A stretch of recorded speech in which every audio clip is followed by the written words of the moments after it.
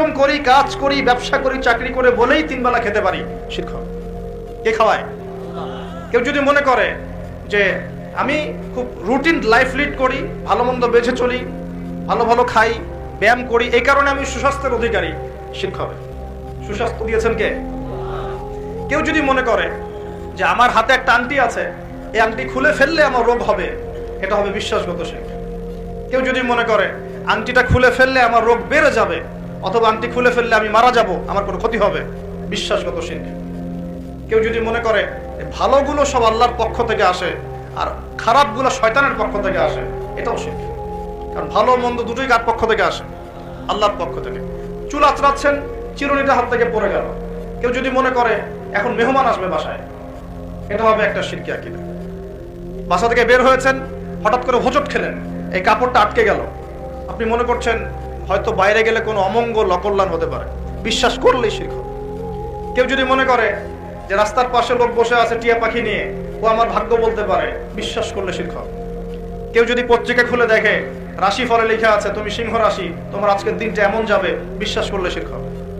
কেউ যদি হাত দেখায় জ্যোতিষীকে, দেখিয়ে বলে যে আমার ভবিষ্যৎ বলে দেন, আমার কয়টা বিয়ে হবে, কয়টা বাচ্চা হবে, কেউ যদি বিশ্বাস করে, তাহলে শিরক হবে। এরকম অসংখ্য শিরক হতে পারে, আমি বলে শেষ করতে পারবো না, যেগুলো মানুষের চিন্তার সাথে সম্পৃক্ত। কিসের সাথে সম্পৃক্ত? এই চিন্তার সাথে যে শিরকগুলো সম্পৃক্ত, এগুলোকে আমরা বলি আশিরকু ফিল আকীদা বা বিশ্বাসগত শিরক। আমি কি বুঝাতে পারছি? আমি সহজ করে দিচ্ছি।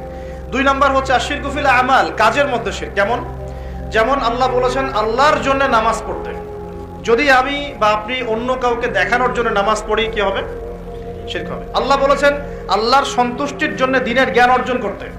এখন আমি যদি জ্ঞান অর্জন করি এই জন্য যে মানুষ আমাকে অনেক বড় বক্তা বলবে, অনেক বড় আলেম বলবে, মুফতি মুফাসসির বলবে, হ্যাঁ সবাই দাওয়াত করে খাওয়াবে আমাকে, ইত্যাদি ইত্যাদি, দুনিয়ার স্বার্থ থাকলেই এটা শিরক হয়ে যাবে। কি হবে? শিরক হয়ে যাবে। আল্লাহ পাক বলেছেন যে আল্লাহ রাব্বুল আলামিনকে সেজদা করতে। এখন আমরা যদি কোনো জড় পদার্থকে সেজদা করা শুরু করি, কি হবে?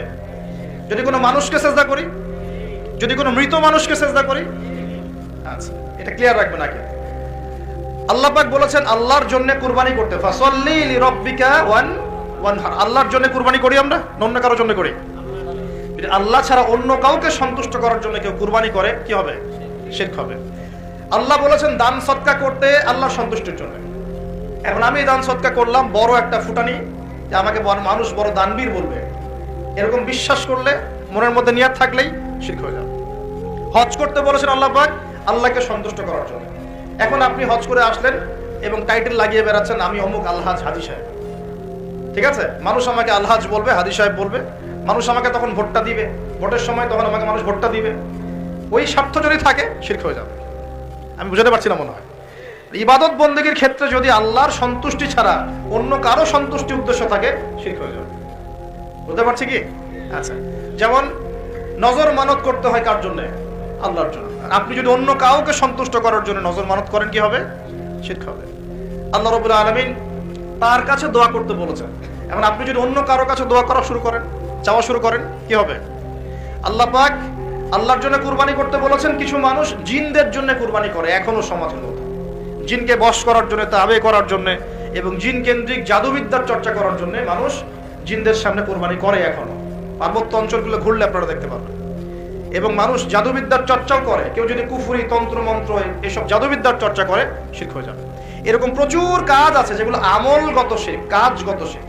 একটা গেল চিন্তাগত শিরক, একটা গেল কি কাজগত, আমলগত শিরক। আরেকটা হতে পারে কথায়, লিসান বা জবানে, আল কওল ফিল কওল, কথা জবান, এগুলোর মধ্যে শিরক হতে পারে। যেমন এই যে যদি আপনাকে জিজ্ঞাসা করি ভাই কেমন আছেন, তো বললো যে আপনার দোয়ায় ভালো আছে, আপনার দোয়ায় ভালো আছে। যদি বলতেই হয় বলতে হবে আলহামদুলিল্লাহ আপনার দোয়ায় ভালো আছে, আলহামদুলিল্লাহ আল্লাহর সন্তুষ্টি, আল্লাহর ইচ্ছা, অতঃপর আপনার দোয়ায় ভালো আছে। জিজ্ঞাসা করছি আপনার মা কেমন আছে, যদি কেউ বলে মা খুব অসুস্থ ছিল, ভাগ্যিস একজন ভালো ডাক্তার পেয়েছিলাম, না হলে মাকে বাঁচানো যেত না, কথা বলার সাথে সাথেই শিরক হয়ে গেছে। বুঝতে পারছেন না মনে হয়? কেউ যদি বলে যে আগামীকাল বৃষ্টি হবে, আগামীকাল বৃষ্টি হবে, এখনো কিন্তু বৃষ্টির কোনো আলামত দেখা যাচ্ছে না, এমনি বললো যে আগামীকাল বৃষ্টি হবেই, বলার সাথে সাথে কি হবে? যদি এভাবে বলে যে আকাশে মেঘ দেখা যাচ্ছে, ইনশাআল্লাহ আগামীকাল বৃষ্টি হতে পারে, তাহলে শিরক হবে না, তাহলে শিরক হবে না। আপনি কি করবেন? ইনশাআল্লাহ আমি আগামীকাল এই কাজটা করব, আমি আগামীকাল এই অমুক কাজটা করব, এই কথাটা বললে শিরকের গন্ধ থাকবে। যদি বলেন ইনশাআল্লাহ আমি আগামীকাল এই কাজ করব, তাহলে ঠিক আছে। এরকম অনেক। নাম কি? বলছে আমার নাম শাহিন শাহ। নাম কি? শাহিন শাহ মানে রাজাদের রাজা, রাজাদের রাজা। কে রাজাদের রাজা? নামগত শিরক হয়ে গেছে। অনেক সময় আমরা নাম নিয়ে অনেক মশকরা করি না, বলি যে কি মফিজ, হ্যাঁ, তারপরে অনেক বিভিন্ন নাম বলি, খালেক, এই খালেক, এই মফিজ, এইভাবে নাম ধরে ডাকা যাবে না। আপনি সম্মানের সাথে বলতে হবে আব্দুল খালেক। কি বলতে হবে?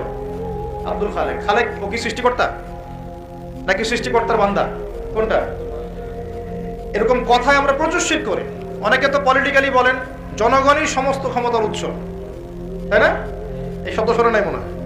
জনগণ সমস্ত ক্ষমতার উৎস। আল্লাহ পাক সূরা মুলকে কি বলছেন? তাবারাকাল্লাযী বিয়াদিহিল মুলক। তাবারাকাল্লাযী, বরকতময় সেই সত্তা যার হাতে সমস্ত ক্ষমতা। কুলিল্লাহুম্মা মালিকাল মুলক। মুলকের মালিক কে? রাজত্বের মালিক কে? রাজত্বের মালিক জনগণ, আল্লাহ। যদি আল্লাহ রাব্বুল আলামিনের বিধিবিধানগুলোকে, আল্লাহ পাকের বিধিবিধানগুলোকে কেউ মনে করে যে না এই বিধিবিধানগুলো এখন চলে না, আগে চলতো, এটা বলার সাথে সাথে শিরক হয়ে গেছে। বুঝতে পারছেন না? আল্লাহ পাকের বিধিবিধানগুলো এখন চলে না, আগে চলতো, ওই যুগে চলতো, এই যুগে চলে না, বলার সাথে সাথে শিরক হয়ে গেছে। এই যে ইসলাম নিয়ে ঠাট্টা মশকরা করে, এই এরা তো মৌলবাদী, এরা তো ধর্মান্ধ লোকজন, এই যে টিটকারি মশকারি, এই টিটকারি মশকরা করার সাথে সাথেই শিরক হয়ে গেছে। আল্লাহ পাক সূরা তওবায় বলেছেন এটা কুফরিও হয়েছে, শিরকের সাথে সাথে কুফরিও হয়েছে। এরকম অনেক ব্যাপার আছে। আমরা বলি যে আমরা যা বিধান দিচ্ছি এই বিধান আল্লাহর বিধানের চাইতে ভালো, এরকম কেউ মনে করলে বললেই শিরক হয়ে যাবে, শিরকের সাথে কুফরিও হয়ে যাবে, দুটোই হয়ে যাবে। যদি বলে না আল্লাহর বিধানের চেয়ে বেশি ভালো না, কিন্তু আল্লাহর বিধানের সমান, সমান বললেও শিরক হয়ে যাবে, কুফরি হয়ে যাবে। আমি কি বুঝাতে পারছি ভাই? মানে কথা